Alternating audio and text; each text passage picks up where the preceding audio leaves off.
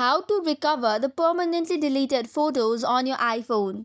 Hey guys, welcome back to the channel. If you have deleted your photos on iPhone but would like to recover it, here is what you should do.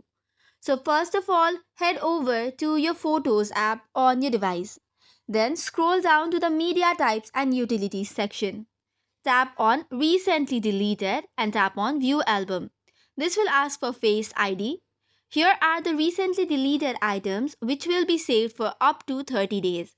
So find the photo that you want to restore. Long press the photo and tap on Recover.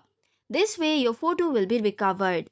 Likewise, if you want to recover multiple photos, select the photos that you want to recover. Tap on Select button and tap on the photos. Tap on three dots on the top right corner and tap on Recover Items. And this way you have recovered the photos that you want to. So this is all for today's video. For more such contents, do not forget to hit the like and subscribe button. Thank you and keep watching.